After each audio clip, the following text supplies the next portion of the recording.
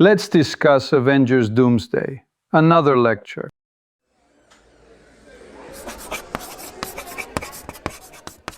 I'm Alexei. Let's begin with the foundations. Hi, I'm Priyanka. I help with the seminars, and today I'll ask the questions that people are probably thinking but not saying out loud. To frame our discussion, Avengers Doomsday is an American ensemble superhero film produced by Marvel Studios and distributed by Walt Disney Studios Motion Pictures. It is scheduled to open December 2026 as part of Phase 6 of the Marvel Cinematic Universe. It reunites multiple teams across colliding universes: the Avengers and New Avengers from Earth 616, Wakandan forces, the Fantastic Four from Earth 828, and a distinct universe's original X-Men, against a single antagonist, Victor Von Doom. Anthony and Joe Russo direct. The screenplay is by Michael Waldron and Stephen McFeely. Kevin Feige and Jonathan Schwartz produce. Robert Downey Jr. leads as Doom, a casting reversal that is, to some extent, the headline of headlines. Before we get to the complexities, two terms. First, multiverse. In this context, it is the narrative architecture that posits many parallel universes, with near or far variants of history, physics, or identity.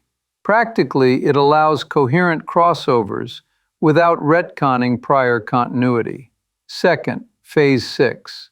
This is the MCU's macro-organization of releases that concludes the multiverse saga, with a two-film culmination, Doomsday in 2026 and Secret Wars in 2027.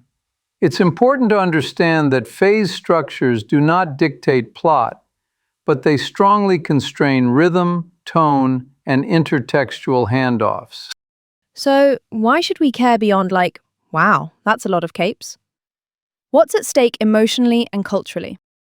We observed that Marvel positions this film as a direct continuation of Avengers Endgame's emotional ledger. Chris Evans returns as Steve Rogers with scenes framed around guardianship and legacy. Early materials adopt a somber, urgent tonality rather than quippy bravado. Integrating newer figures, Shang-Chi, Sam Wilson's Captain America, and others, into Endgame's afterglow is the project.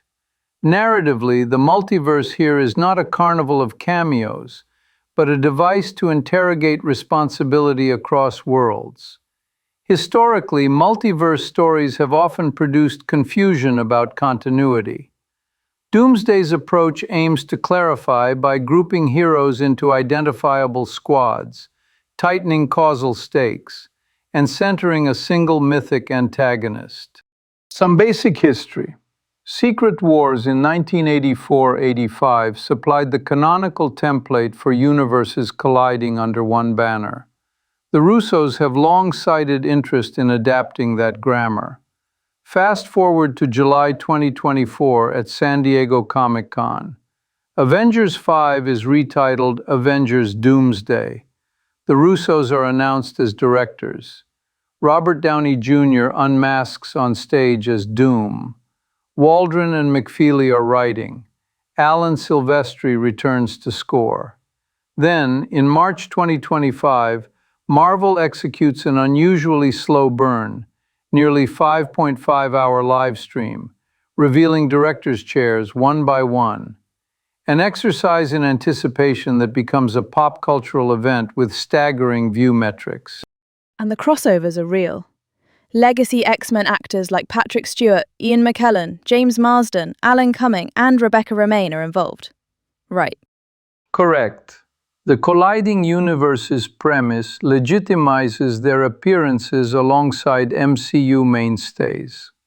Meanwhile, production ran April to September 2025 under the working title Apple Pie 1, with planned additional photography in early 2026 and a broad premium format rollout. Domestically, IMAX screens are initially unavailable due to Dune Part 3, So Disney advances an Infinity Vision certification to guide audiences to other PLFs. In simpler terms, they engineered both story and exhibition to feel maximal, even under constraints. If I may offer a personal footnote, multiverse mathematics rewards one's taste for invariance, what remains stable when the frame shifts. In storytelling, that means asking which virtues or vices survive translation. That question, perhaps more than the spectacle, drew me to this film. This brings us to three large questions. First, how has multiverse storytelling evolved, and what does it now enable? Second, what if Marvel had stayed with a Kang-centric endpoint? Third, what do current casting debates teach us about representation and reception? Let's proceed to the next point. Big question one, multiverse, then and now. Historically, comics like Secret Wars used collisions to reset chessboards, redistribute characters, and test leadership under pressure. In cinema, the MCU matured this with Spider-Man No Way Home and the Loki series. Deadpool and Wolverine added metatextual elasticity. Doomsday inherits that lineage but narrows the aperture to a single operatic antagonist, Doctor Doom, so that multiplicity serves focus rather than diffusion. The Russos describe Doom as immensely powerful yet vulnerable. Downey reportedly worked on backstory notes and a distinct, heavily accented voice. The aim is to produce mythic scale anchored by human psychology. I'm curious about the character side. When you multiply timelines, do you dilute a hero's arc, or does it actually give them more depth? Arguably, you amplify depth if and only if you retain what we might call identity invariance. Consider Steve Rogers. Early footage emphasizes caretaking and worthiness. He wields Mjolnir again, so variants around him clarify, rather than obscure, his function as moral constant. For Thor, the materials show penitent prayer about returning to his adopted daughter Love. This reframes the comedic elasticity of Ragnarok and Love and Thunder back toward mythic duty. With the X-Men, we confront memory palimpsests. Seeing Professor X and Magneto amid a ruined school directs our empathy to mentorship and ideology under duress. The multiverse becomes a lens. It magnifies choices by showing what could have been chosen. And continuity. How do we keep track without getting lost? Like, which rules keep the audience oriented? Several techniques recur. 1. Team scaffolding. Marketing already groups ensembles. Heroic Avengers, Wakandan Warriors, the Fantastic Four, the original X-Men. So cognitive load is partitioned. 2. Temporal anchoring. Doomsday is set in 2028, 14 months after Thunderbolts, supplying calendar discipline. 3. Point of view beacons. Loki's series provides the on-ramp for his presence. Shang-Chi is signaled as older and more self-assured. These flags reduce variance shock. 4. Musical continuity. Alan Silvestri's thematic return binds disparate images to a familiar auditory grammar. And finally, editorial clarity. Jeffrey Ford's long practice on Marvel crossovers helps maintain causal legibility shot to shot. Mathematically, we might say the film manages many branches by fixing enough constraints to solve for audience comprehension. Big question 2. The counterfactual. Initially, the multiverse saga was set to converge on Kang the Conqueror. In July 2022, Marvel announced the Kang Dynasty and Secret Wars, with Jonathan Majors as Kang. Subsequent legal issues in 2023, termination in December 2023, and rewrites by early 2024 precipitated a pivot. By mid-2024, Downey's return as Doom was explored, conditional on the Russos' return. culminating in the SDCC 2024 rebrand to Avengers Doomsday. So what if none of that had happened? If Kang had stayed the endpoint, how different might the story feel? We can infer several likely differences with humility. 1. Narrative texture. Kang is a time tyrant whose drama rests on iteration and paradox. Doom is a nation builder whose drama blends science, sorcery, and sovereignty. The former emphasizes temporal gamesmanship, the latter emphasizes myth and empire. 2. Ensemble composition. A Kang-centric path might have doubled down on variants of Kang and the TVA framework. The Doom pivot, by contrast, strategically legitimizes Fox-era X-Men with a Secret Wars-style collision. 3. Creative attachments. Downey's stated condition linked his involvement to the Russos. Absent the pivot, one cannot assume either attachment. 4. Tone. Early Doomsday teasers foreground children and legacy. Steve holding a baby, Thor praying about love. Emphasis on Franklin Richards, suggesting grief and guardianship. A different villain might have yielded a different emotional telemetry. And creatively, did the pivot open space rather than just close a door? Like, did it let the filmmakers do anything they couldn't have done before? Yes, the pivot appears to have unlocked 3 freedoms. First, a star-driven reframing. Pairing Marvel's most familiar on-screen presence with its most iconic villain is both commercial insurance and thematic inversion. Second, a tonal reset. With the Russos and Silvestri back, the film inherits the gravitas and rhythmic control of Infinity War and Endgame, without feeling like parody of itself. Third, marketing architecture.